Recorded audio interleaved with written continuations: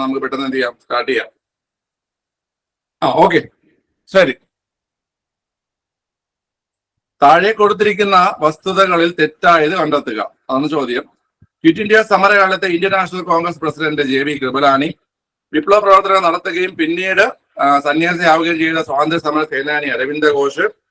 അടുത്ത് പഞ്ചാബ് സിംഹം എന്നറിയപ്പെട്ട സ്വാതന്ത്ര്യ സമര സേനാനി ലാലാ ലജ്പത് റായ്. ബംഗാൾ കെമിക്കൽ സ്വദേശി സ്റ്റോഴ്സ് സ്ഥാപിച്ച സ്വാതന്ത്ര്യ സമര സേനാനിയാണ് PC റേ. ഓക്കെ, ഏതാണ് തെറ്റ്? വളരെ ഓപ്ഷൻ A ആണ് തെറ്റ്. ഓപ്ഷൻ എയുടെ ആൻസർ ആരാ വരുന്നേ? ക്വിറ്റ് ഇന്ത്യ സമരകാലത്ത് മൗലാന അബുൽ കലാം ആസാദാണ്. ആസാദാണ് ക്വിറ്റ് ഇന്ത്യ സമരകാലത്തെ INC പ്രസിഡന്റ് അല്ലേ? മൗലാന ആസാദാണ് കേട്ടോ, അതാണ് അവിടുത്തെ മിസ്റ്റേക്ക്. ബാക്കി 3 സ്റ്റേറ്റ്മെന്റുകളും ശരിയാണ്. ഓക്കെ, ബാക്കി 3 സ്റ്റേറ്റ്മെന്റും പഠിച്ചോണേ. ആസാദാണ് ആൻസർ, ആസാദ്. ഓക്കെ, രണ്ടാമത്തെ ചോദ്യം. ഹിന്ദു മതത്തിൽ നിന്നും പരിവർത്തനം ചെയ്തവരെ തിരികെ കൊണ്ടുവരാൻ സ്വാമി ദയാനന്ദ സരസ്വതി ആരംഭിച്ച പ്രസ്ഥാനം. ഉത്തരം കമന്റ് ചെയ്തേ. കൂട്ടിലെ ഓപ്ഷൻ A ശുദ്ധി പ്രസ്ഥാനമാണ് കേട്ടോ. ദയാനന്ദ സരസ്വതി എന്ന് കേട്ട ഉടനെ നിങ്ങൾ ആര്യ സമാജത്തിലേക്ക് പോകരുത്. ചോദ്യം ശ്രദ്ധിച്ചോണം. ഹിന്ദു മതത്തിൽ നിന്ന് പരിവർത്തനം ചെയ്തവരെ തിരികെ കൊണ്ടുവരാൻ വേണ്ടി സ്വാമി ദയാനന്ദ സരസ്വതി ആരംഭിച്ച പ്രസ്ഥാനമാണ് ശുദ്ധി പ്രസ്ഥാനം. കുട്ടികളെ ശുദ്ധി പ്രസ്ഥാനം കേട്ടോ, ശുദ്ധി പ്രസ്ഥാനം. ഓക്കെ, അടുത്ത ഇപ്പൊ റീസെന്റ് ഒരു ചോദ്യമാണ്. ആന്ധ്ര കേസരി എന്ന അപരനാമത്തിൽ അറിയപ്പെടുന്ന വ്യക്തി ആരാണ്? ആന്ധ്ര കേസരി കമന്റ് ചെയ്തേ. ആന്ധ്ര കേസരി ആരാ? കുട്ടികളെ Andhra Kesari option B T പ്രകാശമാണ് അല്ലേ? T പ്രകാശമാണ് ആന്ധ്ര കേസരി. ആന്ധ്ര കേസരി T പ്രകാശമാണ്. T പ്രകാശം. ഓക്കെ, അമരജീവിയൊക്കെ അറിയാലോ. അമരജീവി ആരാ? അമരജീവി ആണെങ്കിൽ പോറ്റി ശ്രീരാമലു ആണ് കേട്ടോ. പോറ്റി ശ്രീരാമലു ആണ് അമരജീവി കേട്ടോ. അമരജീവി പോറ്റി ശ്രീരാമലു ആണ്. ആന്ധ്ര കേസരി T പ്രകാശം. ഓക്കെ, ജവഹർലാൽ നെഹ്റു പങ്കെടുത്ത ആദ്യത്തെ കോൺഗ്രസ് സമ്മേളനം ഏതാണ് ചോദ്യം? വളരെ ജവഹർലാൽ നെഹ്റു പങ്കെടുത്ത ആദ്യത്തെ കോൺഗ്രസ് സമ്മേളനമാണ് ഓപ്ഷൻ B 1912 ബംഗിപ്പൂർ സമ്മേളനം. 1912 ബംഗിപ്പൂർ സമ്മേളനമാണ് ജവഹർലാൽ നെഹ്റു പങ്കെടുത്ത ആദ്യത്തെ സമ്മേളനം. ഈ ബംഗിപ്പൂർ ഏത് സംസ്ഥാനത്ത് അറിയോ? ബംഗിപ്പൂർ ബീഹാറിലാണ്. ബീഹാറിലാണ് ബംഗിപ്പൂർ കേട്ടോ. ബീഹാറിലാണ് ബംഗിപ്പൂർ. ഈ 1912 ബംഗിപ്പൂർ സമ്മേളനത്തിലെ അധ്യക്ഷൻ എന്ന് പറയുന്നത് RN മധോൽക്കർ ആണ്. അധ്യക്ഷൻ. മനസ്സിലായ? അപ്പൊ 1912 ബംഗിപ്പൂർ സമ്മേളനത്തിലാണ് ആര് പങ്കെടുത്തത്? ആദ്യമായിട്ട് ജവഹർലാൽ നെഹ്റു പങ്കെടുത്തത്. ഓക്കെ, ആ സമ്മേളനത്തിന്റെ അധ്യക്ഷൻ എന്ന് പറഞ്ഞു കഴിഞ്ഞാല് RN മധോൽക്കർ ആണ്. എന്താണ് ജവഹർലാൽ നെഹ്റു ആദ്യമായി പ്രസിഡന്റ് ആയ സമ്മേളനം ഏതാ? ജവഹർലാൽ നെഹ്റു ആദ്യമായി പ്രസിഡന്റായ സമ്മേളനം 1929 ലാഹോറാണ്. 1929 ലാഹോർ സമ്മേളനത്തിലാണ് ജവഹർലാൽ നെഹ്റു ആദ്യമായി പ്രസിഡന്റ് ആയത്. ഓക്കെ, ആ 2 ചോദ്യം ഓർത്തിരിക്കുക. ഗാന്ധിജി ആദ്യമായി പങ്കെടുത്ത സമ്മേളനം ഏതാ? 1901 എവിടെ വെച്ചിട്ടുള്ള സമ്മേളനമാണ്? ബെൽഗാമോ? 1901 കൊൽക്കത്ത സമ്മേളനം. 1901 കൊൽക്കത്ത സമ്മേളനം. ഗാന്ധിജി ആദ്യമായി പങ്കെടുത്ത സമ്മേളനമാണ് 1901 കൊൽക്കത്ത സമ്മേളനം. ദിൽഷാ ഇ വാച്ചയായിരുന്നു അധ്യക്ഷൻ. കേട്ടോ. ദിൽഷാ ഇ വാച്ചയായിരുന്നു 1901 കൊൽക്കത്ത സമ്മേളനത്തില് അധ്യക്ഷനായിട്ടുണ്ടായിരുന്ന വ്യക്തി. ഓക്കെ, ഇനി ഗാന്ധിജി അധ്യക്ഷനായ ആദ്യ സമ്മേളനം ഏതാ? ഗാന്ധിജി പ്രസിഡന്റായ ആദ്യ സമ്മേളനം അത് 1924 ബെൽഗാം സമ്മേളനമാണ്. 1924 ബെൽഗാം സമ്മേളനത്തിലാണ് ഗാന്ധിജി ആദ്യമായി പ്രസിഡന്റ് ആകുന്നത്. 1924 ബെൽഗാം സമ്മേളനം. കർണാടകയിലാണ് ബെൽഗാം കേട്ടോ. കർണാടകയിലാണ് ബെൽഗാം. ഓക്കെ, അപ്പൊ 4 ചോദ്യങ്ങൾ. ജവഹർലാൽ നെഹ്റു ആദ്യമായി പങ്കെടുത്തത് 1912 ബംഗിപ്പൂർ സമ്മേളനം. അധ്യക്ഷൻ RN മധോൽക്കർ. ഗാന്ധിജി ആദ്യമായി പങ്കെടുത്തത് 1901 കൊൽക്കത്ത സമ്മേളനം. അധ്യക്ഷൻ ദിൽഷാ ഇ വാച്ച. ജവഹർലാൽ നെഹ്റു ആദ്യമായി പ്രസിഡന്റ് ആയത് 1929 ലാഹോർ സമ്മേളനം. ഗാന്ധിജി ആദ്യമായി പ്രസിഡന്റ് ആയത് 1924 സമ്മേളനം? ബെൽഗാം സമ്മേളനം. 4 നോട്ട് ചെയ്ത് പഠിക്കുക. ചോദിക്കും കേട്ടോ. അത് നമ്മൾ SCRT റിവിഷനിൽ പഠിച്ചതാണ്. വാഞ്ചി ഉതിർത്ത വെടിയുണ്ടകൾ നൂറ്റാണ്ടുകളായി അടിമത്തത്തിൽ ആയിരുന്ന രാജ്യത്തെ ഗാഠനിദ്രയിൽ നിന്ന് ഉണർത്തി ആരുടെ വാക്കുകൾ എന്നാണ് ചോദ്യം? പിള്ളേരെ മാഡം ഭിക്കാജി കാമയാണ് കേട്ടോ, മാഡം ഭിക്കാജി കാമ. ഓക്കെ, അഞ്ചാമത്തെ ചോദ്യത്തിന് ആൻസർ മാഡം ഭിക്കാജി കാമയാണ്. അതായത് നമ്മളെ വാഞ്ചി അയ്യരെ കുറിച്ച്, ദക്ഷിണേന്ത്യയിൽ ആദ്യത്തെ രക്തസാക്ഷിയായിട്ടുള്ള വാഞ്ചി അയ്യരെ കുറിച്ചുള്ള വാക്കുകളാണ്. വാഞ്ചി ഉതിർത്ത വെടിയുണ്ടകൾ നൂറ്റാണ്ടുകളായി അടിമത്തത്തിലായിരുന്ന രാജ്യത്തെ ഗാഠനെതിരിൽ നിന്ന് ഉണർത്തി എന്നുള്ളത് ആരുടെ വാക്കുകളാണ്? മാഡം ഭിക്കാജി കാമയുടെ വാക്കുകളാണ് കേട്ടോ. ഓക്കെ, അടുത്ത് കാലാവധി പൂർത്തിയാകും മുമ്പ് പിൻവലിച്ച ഏക പഞ്ചവത്സര പദ്ധതി ഏതാണ്? കാലാവധി പൂർത്തിയാകും മുമ്പ് പിൻവലിച്ച ഏക പഞ്ചവത്സര പദ്ധതി ഏതാണ്? പിള്ളേരെ ഓപ്ഷൻ സി അഞ്ചാം പഞ്ചവത്സര പദ്ധതിയാണ്. അഞ്ചാം പഞ്ചവത്സര പദ്ധതിയാണ് ആൻസർ. അഞ്ചാം പഞ്ചവത്സര പദ്ധതി കാലാവധി 1974, 78, 79 ആയിരുന്നു. 74, 79 ആയിരുന്നു. അത് 78 സ്റ്റോപ്പ് ചെയ്ത് കേട്ടാ. 74, 79 ആയിരുന്നു നിശ്ചയിച്ച കാലാവധി. അത് 78 എന്ത് ചെയ്തിട്ടുണ്ട്? സ്റ്റോപ്പ് ചെയ്തിട്ടുണ്ട്. ജനതാ ഗവൺമെന്റ് സ്റ്റോപ്പ് ചെയ്തിട്ടുണ്ട് കേട്ടോ. ഓക്കെ, അപ്പൊ പിൻവലിച്ച ഏക പഞ്ചവത്സര പദ്ധതി അഞ്ചാം പഞ്ചവത്സര പദ്ധതിയാണ് കേട്ടോ. അഞ്ചാം പഞ്ചവത്സര പദ്ധതി കാലാവധി എന്ന് വെച്ചാൽ കാലഘട്ടം വെച്ച് കഴിഞ്ഞാല് 74, 79 ആയിരുന്നു നിശ്ചയിച്ചത്. അത് 78 എന്ത് ചെയ്തു? സ്റ്റോപ്പ് ചെയ്തു 78. ഓക്കെ, അടുത്ത ചോദ്യം, താഴെ കൊടുത്തിരിക്കുന്നവയിൽ ശരിയായ വസ്തുതകൾ ഏതൊക്കെ? 1962 ഇന്ത്യ ചൈന യുദ്ധം ആരംഭിച്ച സമയത്ത് പ്രതിരോധ മന്ത്രി VK കൃഷ്ണമേനോൻ. 1965 ഇന്ത്യ പാകിസ്ഥാൻ യുദ്ധ സമയത്തെ പ്രധാനമന്ത്രി ലാൽ ബഹദൂർ ശാസ്ത്രി. 1962 ഇന്ത്യ ചൈന യുദ്ധ സമയത്തെ പ്രധാനമന്ത്രി ജവഹർലാൽ നെഹ്റു. 1965 ഇന്ത്യ പാകിസ്ഥാൻ യുദ്ധ സമയത്തെ പ്രതിരോധ മന്ത്രി YB ചവാൻ. ഓക്കെ, ഇതിന്റെ ആൻസർ ഒന്ന് കമന്റ് ചെയ്തേ. വളരെ എല്ലാം ശരിയാണ്, മനസ്സിലായി? എല്ലാം ശരിയാണ് കേട്ടോ, എല്ലാം ശരിയാണ്. നിങ്ങൾ പഠിച്ചോണേ. അതായത് 62 ഇന്ത്യ ചൈന യുദ്ധം ആരംഭിക്കുമ്പോൾ പ്രധാനമന്ത്രി ആരാണ്? പ്രധാനമന്ത്രി ജവഹർലാൽ നെഹ്റുവും അതുപോലെ പ്രതിരോധ മന്ത്രി VK കൃഷ്ണമേനോനുമാണ്. 65 ഇന്ത്യ പാകിസ്ഥാൻ യുദ്ധ സമയത്ത് പ്രധാനമന്ത്രി ലാൽ ബഹദൂർ ശാസ്ത്രിയും പ്രതിരോധ മന്ത്രി YB ചവാനുമാണ്. പ്രതിരോധ മന്ത്രി കേട്ടോ. ഓക്കെ, അപ്പൊ അത് ഓർത്തിരിക്കുക. നല്ലൊരു ചോദ്യമാണത്.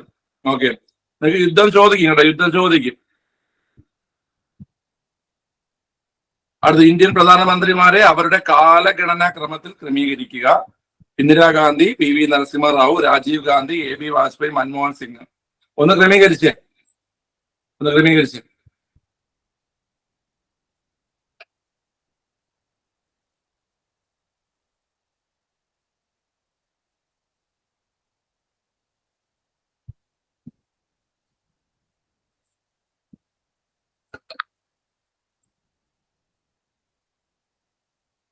പിള്ളേരെ ഓപ്ഷൻ A ആണ് വരുന്നത്. ഓക്കെ, ഇതിൽ ആദ്യം വരുന്നത്, ഈ കൊടുത്തിരിക്കുന്ന ആൾക്കാരിൽ ആദ്യം വരുന്നത് ആരാ? ഈ കൊടുത്തിരിക്കുന്ന ആൾക്കാരിൽ ആദ്യം വരുന്നത് ഇന്ദിരാഗാന്ധിയാണ് ആദ്യം വരുന്നത്. രണ്ടാമത് വരുന്നത് രാജീവ് ഗാന്ധിയാണ്. ഓക്കെ, അപ്പോഴാദ്യം 1, പിന്നെ 3 വരും രാജീവ് ഗാന്ധി. പിന്നെ വരുന്നത് ആരാണ്? പിന്നെ വരുന്നത് PV നരസിംഹറാവു 2 വരും. ഓക്കെ, പിന്നെ വരുന്നത് AB വാജ്പേയി 4 വരും. അടുത്തത് വരുന്നത് മൻമോഹൻ സിംഗ് 5 വരും. അപ്പൊ 1, 3, 2, 4, 5 ആണ്. 1, 3, 2, 4, 5. ഓപ്ഷൻ A ആണ് ആൻസർ അല്ലേ? ഓപ്ഷൻ A ആണ് ആൻസർ. ഓക്കെ, ഈ പ്രധാനമന്ത്രിമാരെയൊക്കെ ഞാൻ പഠിപ്പിച്ചിട്ടുണ്ട്. മുഴുവൻ പ്രധാനമന്ത്രിമാരെയും പേരും കാലഘട്ടമൊക്കെ പഠിപ്പിച്ചിട്ടുണ്ട്. അതൊക്കെ റിവിഷൻ ചെയ്തോണം. കഴിഞ്ഞ 2023 10th മെയിൻസിനൊക്കെ എന്ത് ചെയ്തിട്ടുണ്ട്? ചോദിച്ചിട്ടുണ്ട്. കോഡൊന്നും ഇല്ല, അത് പഠിക്കണം. ഓക്കെ, വീഡിയോയും ഉണ്ട്, വീഡിയോയിൽ ചെയ്തിട്ടുണ്ട് നമ്മള്. ഓക്കെ, നിങ്ങൾക്ക് ഞാൻ കേട്ടാ, നിങ്ങൾക്ക് ഞാൻ പറഞ്ഞാൽ നിങ്ങൾക്ക് ഞാൻ പറഞ്ഞത് തള്ളൊന്നും വിചാരിക്കും.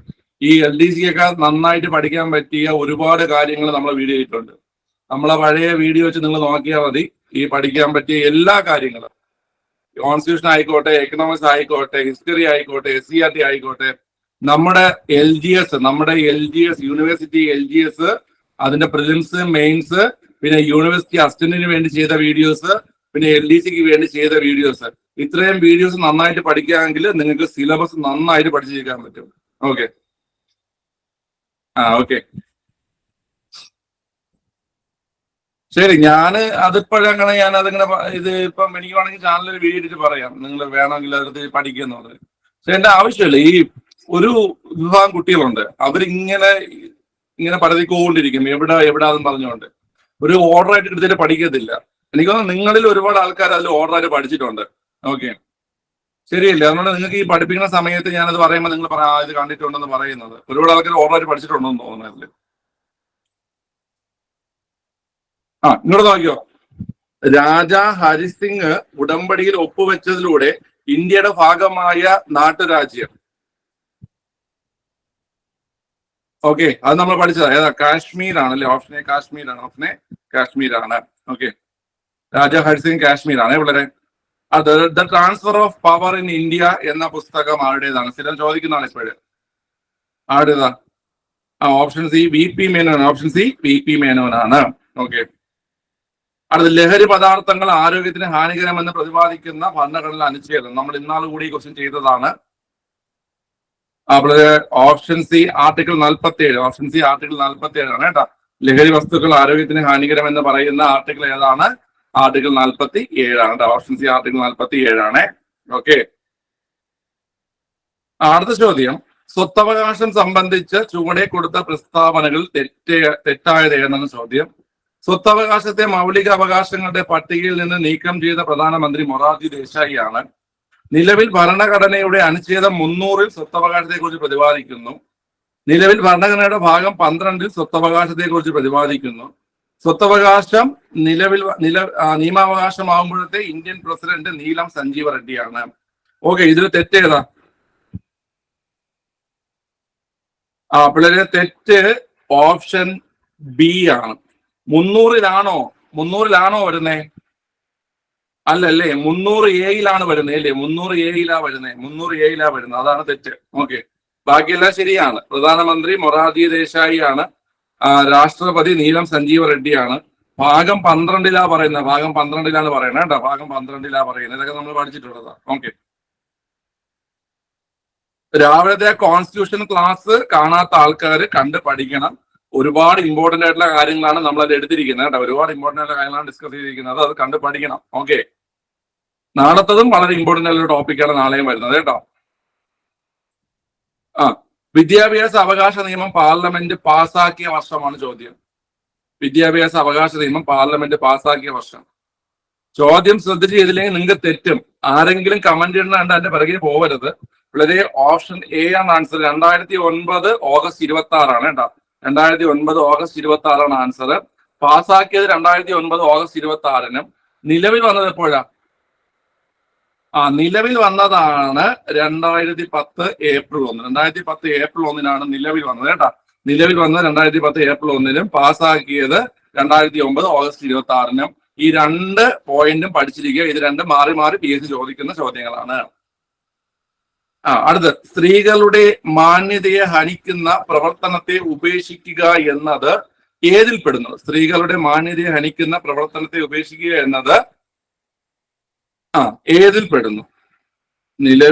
നിലവിലും പാസ്സാക്കലും എന്നും മാറും. അതെങ്ങനെ മാറുന്നേ? പാസ്സാകുന്നത് ആദ്യമായിരിക്കും. നിലവിൽ വരുന്നത് പിന്നീടായിരിക്കും. അല്ലെങ്കിൽ അത് ഓർഡിനൻസ് വല്ലതും ആയിരിക്കും. അത് പഠിച്ചു വെച്ചോണം. ഇത് ചോദിക്കുന്ന സാധനമാണ്. വിദ്യാഭ്യാസ അവകാശ നിയമം. ഓക്കെ, വിദ്യാഭ്യാസ അവകാശ നിയമം പഠിച്ചു വെച്ചോ. വിദ്യാഭ്യാസ അവകാശ നിയമവും ഗാർഹിക പീഡന നിരോധന നിയമവും ഒക്കെ പഠിച്ചു വെച്ചോണം കേട്ടോ. ഞാനത് പഠിപ്പിച്ചിട്ടുള്ളതാ. ഒന്നുകൂടെ റിവിഷൻ ചെയ്ത് തരാം കേട്ടോ അത്. ഓക്കെ, സ്ത്രീകളുടെ മാന്യതയെ ഹനിക്കുന്ന പ്രവർത്തനത്തെ ഉപേക്ഷിക്കുക എന്നത് ഏതിൽ പെടുന്നതെന്ന് ചോദ്യം. എല്ലാവരും കുട്ടികളെ ശ്രദ്ധിക്കണം. ഓപ്ഷൻ ബി മൗലിക കടമയാണ് കേട്ടോ. മൗലിക കടമ മനസ്സിലായ? സ്ത്രീകളുടെ മാന്യതയെ ഹനിക്കുന്ന പ്രവർത്തനങ്ങളെ ഉപേക്ഷിക്കുക എന്ന് പറയുന്നത് മൗലിക കടമയാണ്. മൗലിക കടമയിൽ ഈലാ പറയുന്നേ. ഈലാണ് കേട്ടോ. അതായത് സ്ത്രീകളുടെ മാന്യതയെ ഹനിക്കുന്ന അന്ധവിശ്വാസങ്ങള്, പ്രവർത്തനങ്ങളൊക്കെ എന്ത് ചെയ്യുക പിള്ളേരെ?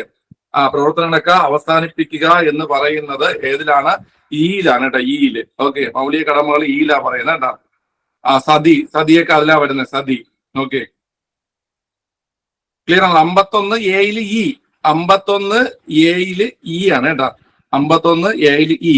ഓക്കെ, അടുത്ത ചോദ്യം, prevention is better than cure എന്ന മൊഴി അടിസ്ഥാനമാക്കിയുള്ള റിട്ട് എന്നാണ് ചോദ്യം. എന്ന് കാണിക്കരുത്. ആരെ എന്ന് കാണിക്കരുത്? സ്ത്രീകളെയാണോ? സ്ത്രീകളല്ലേ എന്ന് കാണിക്കണത്. പുരുഷന്മാർ ആരെങ്കിലും ഏതെങ്കിലും പുരുഷന്മാർ ഇങ്ങനെ എന്ന് കാണിക്കുന്നത് കണ്ടിട്ടുണ്ടോ? ഇല്ല, സ്ത്രീകളെ നോക്കിയിട്ട് പുരുഷന്മാർ ഈന്ന് കാണിക്കരുത്. പുരുഷന്മാർ ഈ എന്ന് കാണിക്കാറില്ല. ഓക്കെ, നിങ്ങളാണ് ഈ ഓരോ കുഴപ്പങ്ങൾ കാണിച്ചു വെച്ചിട്ട് ഈ എന്ന് ചിരിച്ച് കാണിക്കുന്നത്. സർ, പഠിക്കാനുള്ള കോഡാ. ഓക്കെ, എന്തേ? അല്ല, പഠിക്കാൻ വേണ്ടി ഓർത്ത് വെച്ച കോഡാ. ഓ, മനസ്സിലായി മനസ്സിലായി, പഠിക്കാൻ വേണ്ടി ഓർത്തിച്ച കോടാണെന്ന്. എന്നാലും ഞങ്ങളെ പുരുഷന്മാരെ അങ്ങനെ പറയുമ്പോഴേ, അയ്യോ റേഞ്ച് പോയേ. ഓക്കെ, കുട്ടികളെ കാണാമല്ലോ. ശരി. അപ്പൊ prevention is better than cure എന്ന മൊഴി അടിസ്ഥാനമാക്കിയുള്ള റിട്ട് ഏതെന്ന് ചോദ്യം. റിട്ട് ഏത് റിട്ടാ? അവളെ പ്രിവെൻഷൻ ആ ഒരു പ്രിവെൻഷൻ വെച്ച് കാണിച്ചിരിക്കുക. പ്രൊഹിബിഷൻ ആണ്. ഓപ്ഷൻ സി പ്രൊഹിബിഷൻ ആണ് ആൻസർ. പ്രൊഹിബിഷൻ ആണ്. Prevention is better than cure എന്ന മൊഴി അടിസ്ഥാനമാക്കിയുള്ള റിട്ടാണ് പ്രൊഹിബിഷൻ. ഏതാ കുട്ടികളെ? പ്രൊഹിബിഷൻ ആണ്. പ്രൊഹിബിഷൻ. ഓക്കെ, അടുത്ത ചോദ്യം. സിയാച്ചിൻ ഹിമാനിയിൽ നിന്ന് ഉത്ഭവിക്കുന്ന നദി ഏതാണ്? നിങ്ങൾക്ക് കിട്ടുന്നുണ്ടോ? കാണാമല്ലോ. ഒന്ന് മൈക്ക് ഓണാക്കി പറഞ്ഞ ആരെങ്കിലും. കാണാം സാർ. കാണാം സാർ. ഓക്കെ, വൈഫൈ പോയ. ശരി. അപ്പൊ സിയാച്ചിൻ ഹിമാനിൽ നിന്ന് ഉത്ഭവിക്കുന്ന നദി എന്നാണ് ചോദ്യം. ഇതിൽ ഏത് ആൻസർ? ഓപ്ഷൻ ഡി നുബ്രയാണ്. ഓപ്ഷൻ ഡി നുബ്രയാണ് ആൻസർ. നുബ്രയാണ് സിയാച്ചിൻ ഹിമാനിൽ നിന്ന് ഉത്ഭവിക്കുന്നത്. ഇത് പ്രീവിയസ് ചോദ്യമാണ്, ചോദിച്ചിട്ടുണ്ടേ. ഓക്കെ, സിയാച്ചിൻ ഹിമാനിൽ നിന്ന് ഉത്ഭവിക്കുന്ന നദിയാണ് നുബ്രയാണ്. നുബ്ര. ഓക്കെ, അടുത്ത് മഹാകാളി നദീജല സന്ധിയിൽ ഇന്ത്യയോടൊപ്പം ഒപ്പുവെച്ച രാജ്യം ഏതാണ്? മഹാകാളി നദീജല സന്ധിയിൽ ഇന്ത്യയോടൊപ്പം ഒപ്പുവെച്ച രാജ്യം ഓപ്ഷൻ ഡി നേപ്പാളാണ്. ഓപ്ഷൻ ഡി നേപ്പാളാണ്. മഹാകാളി നദീജല സന്ധിയിൽ ഇന്ത്യയുമായി ഒപ്പുവെച്ച രാജ്യം ഏതാണ്? വളരെ നേപ്പാളാണ്. നേപ്പാള്. അടുത്ത റെയിൽവേ സോണുകളും അവയുടെ ആസ്ഥാനങ്ങളിലും നൽകിയവയിൽ തെറ്റായത് കണ്ടെത്തുക. Central Mumbai CST, southern Chennai, northern Gorakhpur, western Mumbai church gate. ഇതില് തെറ്റായത് കണ്ടെത്തുക എന്നതാണ് ചോദ്യം. തെറ്റായത് കണ്ടെത്തുക എന്നതാണ് ചോദ്യം. ഒരു സെക്കൻഡ് ഏടാ, ജോയിൻ ആയിക്കോട്ടെ. ഇതില് ലാപ്ടോപ്പിൽ കട്ടായി പോയി.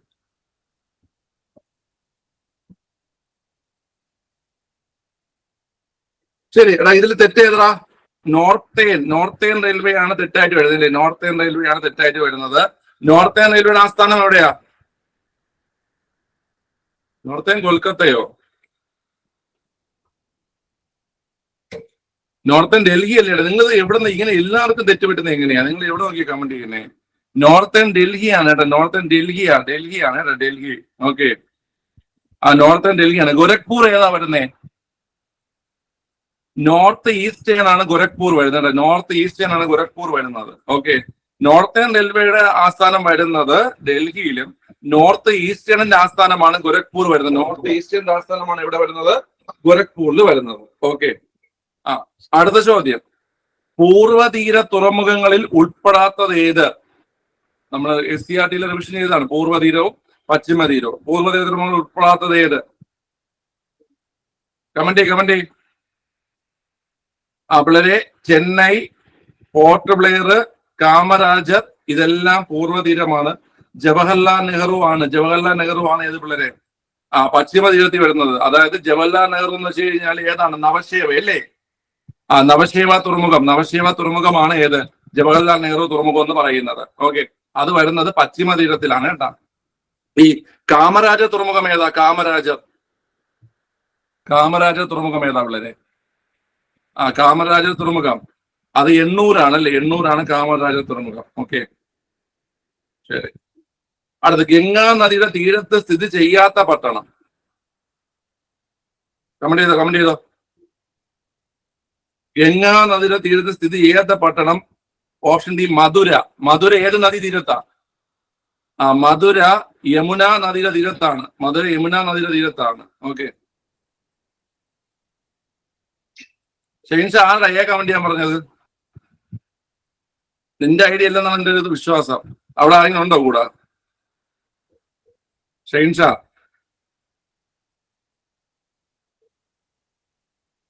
ഇല്ല, ഒറ്റയെണ്ണം മിണ്ടില്ല. ഓക്കെ, വേറെ മധുര ഉണ്ട്, മനസ്സിലായി. ഓപ്ഷൻ എ നിന്റെ ഐഡിയ ഇല്ലെന്ന് എനിക്ക് മനസ്സിലായി.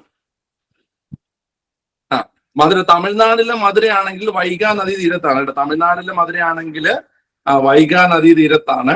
ഓക്കെ. ഇനി ഉത്തർപ്രദേശിലെ മധുരയാണെങ്കിൽ ഏതാണ് പിള്ളേരെ?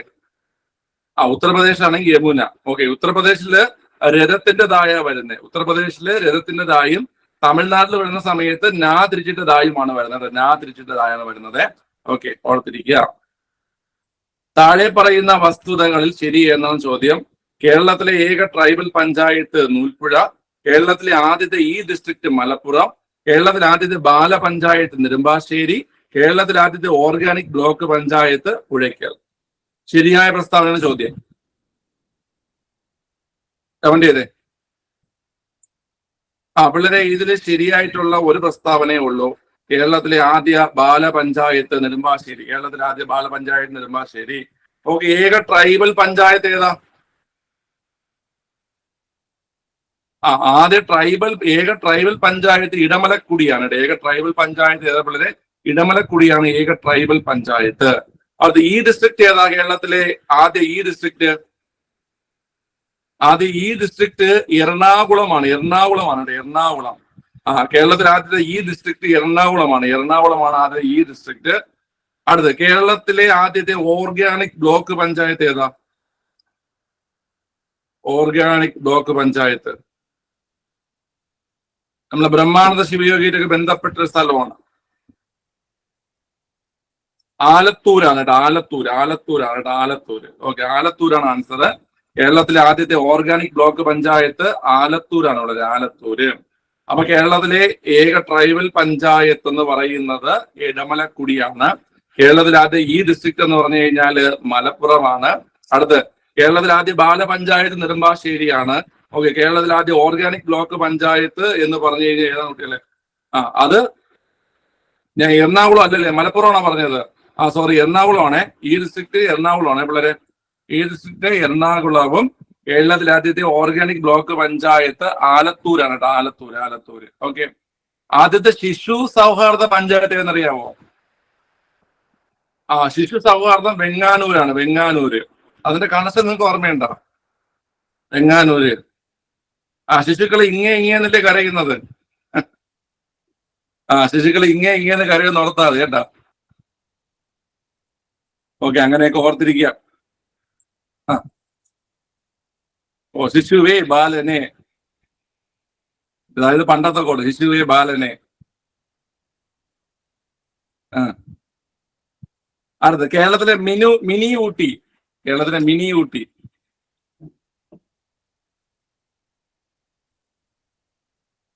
ഇത് നമുക്ക് ഒരുപാട് കോഡിൽ പഠിക്കുകയാണ്. നമ്മുടെ ഇത് നമ്മളെ മാനേജറൊക്കെ ഭയങ്കര കോഡിന്റെ ഉസ്താദുക്കളാണ്. മാനേജറെ കോഡൊക്കെ നമുക്ക് കേൾക്കണം, നമ്മൾ ഞെട്ടിപ്പോ. കേരളത്തിലെ മിനി ഊട്ടി ഏതാ പിള്ളേരെ? മിനി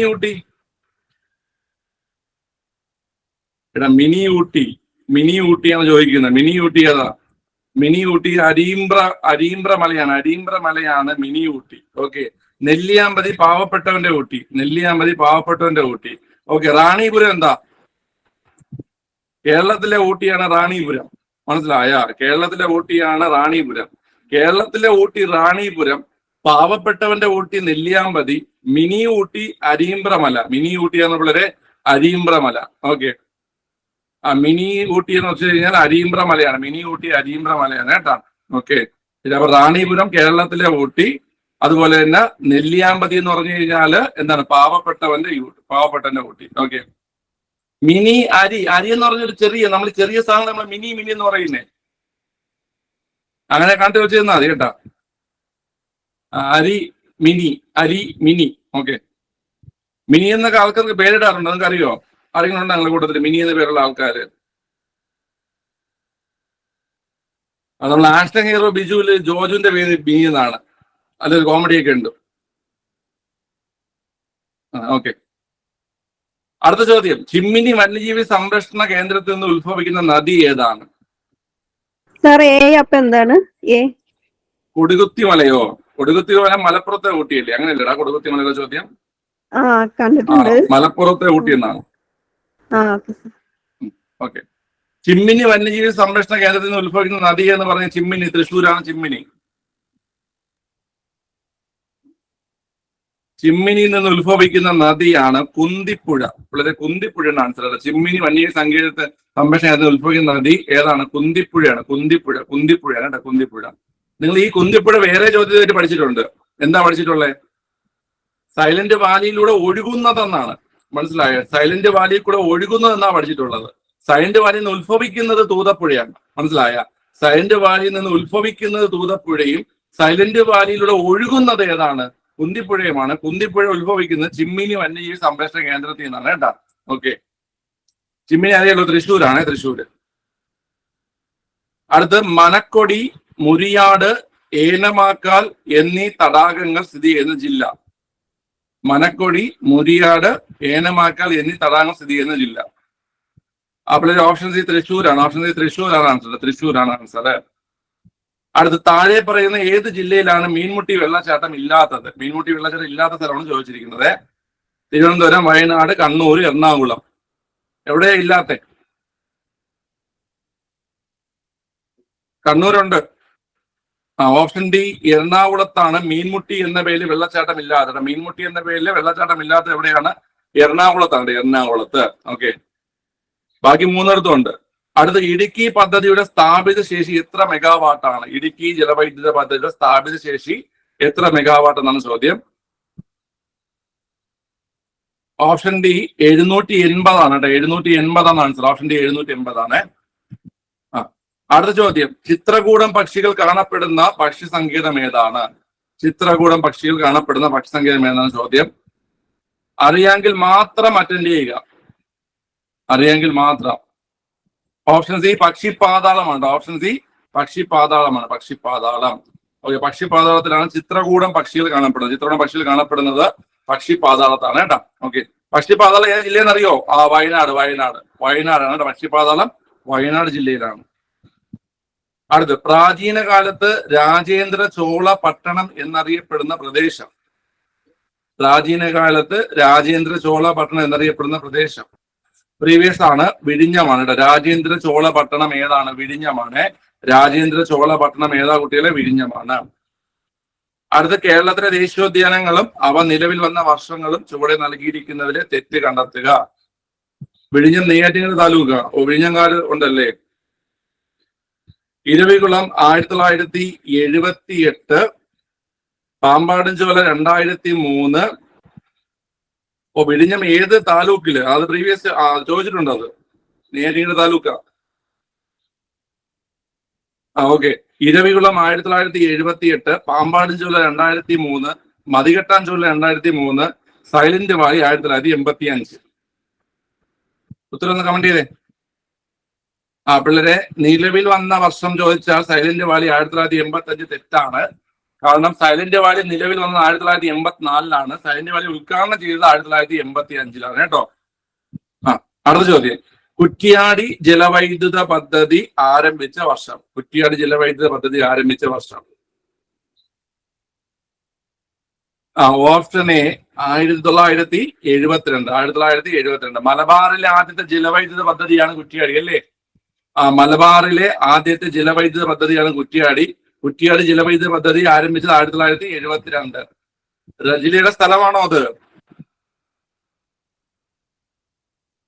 ഓക്കെ, നമ്മൾ ഈ പരീക്ഷയെ കഴിഞ്ഞിട്ട് നമ്മൾ ഒരു ഓൾ കേരള ട്രിപ്പ് വയ്ക്കുന്നുണ്ട്.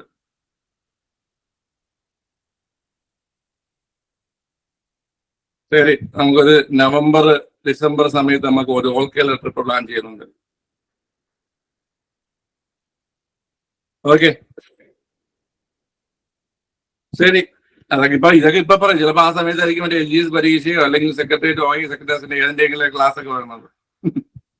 കുറെ കാലമുണ്ട്. കല്യാണം കഴിഞ്ഞിട്ട് ഹണിമൂൺ പോലെ എങ്ങും പോയില്ല. വേലുത്തമ്പി ദളവയെ പരാജയപ്പെടുത്തിയ ബ്രിട്ടീഷ് സൈന്യാധിപൻ ആരെന്നാണ് ചോദ്യം. കമന്റ് ചെയ്തേ. അപ്പോൾ ഓപ്ഷൻ സി കേണൽ ലീഗറാണ് കേട്ടോ. കേണൽ ലീഗറാണ് ആൻസർ. കേണൽ ലീഗറാണ് ആൻസർ കേട്ടോ.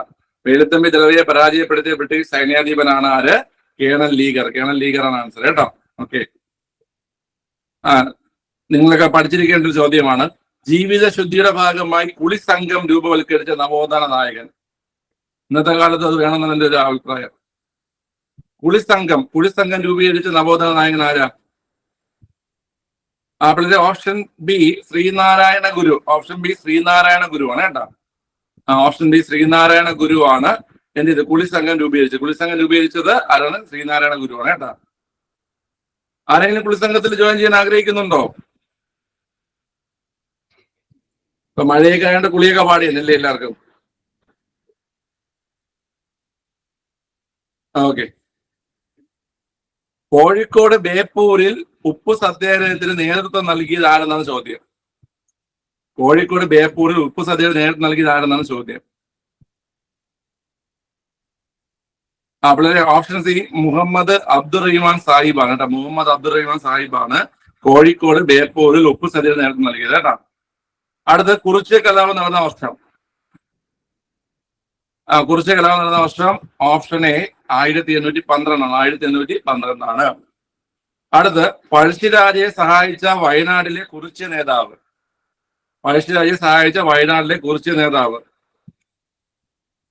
ഓപ്ഷൻ ബി തലക്കൽ ചന്തു ആണ് ആൻസർ. തലക്കൽ ചന്തു. ശരീരത്തിൽ ഏറ്റവും കൂടുതൽ കാണപ്പെടുന്നതും ഏറ്റവും വൈവിധ്യമാർന്നതുമായ കല ഏതാണ് ചോദ്യം. പ്രീവിയസ് ആണ്. ശരീരത്തിൽ ഏറ്റവും കൂടുതൽ കാണപ്പെടുന്നതും ഏറ്റവും വൈവിധ്യമാർന്നതുമായ കല ഏതാണ് ചോദ്യം. അവിടെ ഓപ്ഷൻ ഡി യോജക കലയാണ്. പഠിച്ചിരിക്കുക. ഇത് ചോദിച്ചിട്ടുള്ള ചോദ്യമാണ്, വീണ്ടും കയറി വരും. ഓക്കെ. ശരീരത്തിൽ ഏറ്റവും കൂടുതൽ കാണപ്പെടുന്നതും ഏറ്റവും വൈവിധ്യമാർന്നതുമായ കലയാണ് ഏത് കുട്ടികളെ? യോജക കല. ഏതാണ്? യോജക കല. ഓക്കെ. അടുത്ത് താഴെ തന്നിരിക്കുന്നതിൽ തെറ്റായ പ്രസ്താവന ഏതെന്നാണ് ചോദ്യം. നമ്മൾ പഠിച്ചിട്ടുണ്ട് യോജക കല. നമ്മുടെ ബ്ലഡ്, അതുപോലെ തന്നെ നമ്മുടെ അസ്ഥികള്, ഇതെല്ലാം യോജക കല അല്ലെങ്കിൽ കണക്റ്റീവ് ടിഷ്യൂ ആണ് അല്ലേ? നമ്മുടെ ബ്ലഡും നമ്മുടെ അസ്ഥിയും എല്ലാം എന്താണ്? കണക്റ്റീവ് ടിഷ്യൂ ആണ്. നമ്മൾ പഠിച്ചിട്ടുണ്ട് അത്. ഓക്കെ. ശരി. അടുത്ത് തരുണാസ്ഥി എല്ലാം ഇതിന് യോജക കല തന്നെയാണ് കേട്ടോ. താഴെ കൊടുത്തിരിക്കുന്നതിൽ തെറ്റായ പ്രസ്താവന ഏതെന്നാണ്. ആന്തരകർണത്തിലെ അസ്ഥികളാണ് malleus, incus, stapes.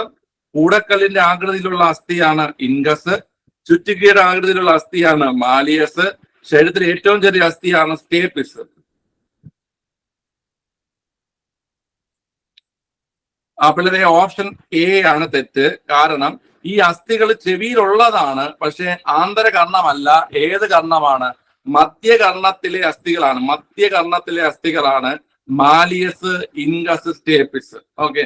Malleus, incus, stapes മധ്യകർണത്തിലെ അസ്ഥികളാണ്. ഓക്കെ. ബാക്കി പറഞ്ഞ കറക്റ്റാണ്. കൂടക്കല്ലിന്റെ ആകൃതിയാണ് ഏതിനുള്ളത്? ഇൻഗസിനുള്ളത്.